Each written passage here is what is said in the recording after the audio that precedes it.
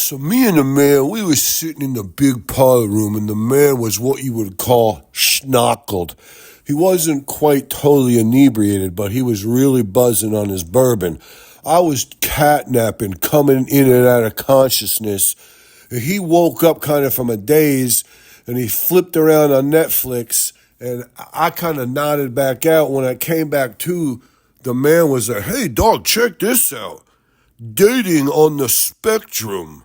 And I mean, some of these chicks are surprisingly attractive. And I looked at him, I was like, the man, you can't just, the spectrum people, what kind of spectrum is it? I mean, are they Down syndrome? And the man was like, no, dog, that's not the spectrum. The spectrum is ADHD or whatever you call it there.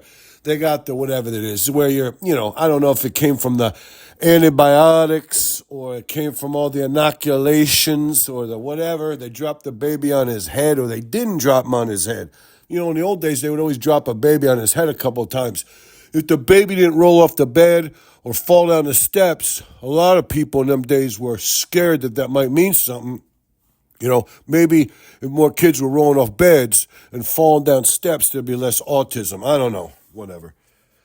But anyways, the man says, maybe I'd have some kind of an advantage if I could, date some women that are on the spectrum. And I looked at the man. I was like, I think you're already dating some of the women that are on the spectrum. Madam, yes, vinegar gravy, that girl from up there at the mouth of the holler. I think some of these girls are already on the spectrum. The man's like, no, I'm talking about the real spectrum. I mean, maybe I'd have an advantage, you know what I'm saying? Or maybe, and I looked at the man, I said, with your oxygen oxygen deprivation, brain damage from when you were a little kid and you almost drowned swimming, I think maybe it would just be a level playing field. I mean, I think you could probably get the playing field leveled that way, but I don't know if you would be getting any kind of what you would call a real advantage. And the man, he kind of took a big slurp of his whiskey, and I could see the wheels turning, and he was really perking up.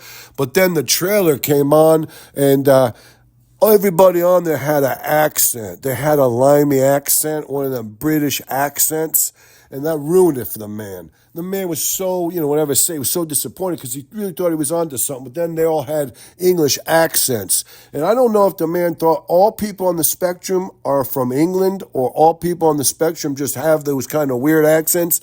It was a curveball he couldn't quite reach, and I think that, it threw him off and he didn't really want to be bothered with it. He kind of shook his head a little bit.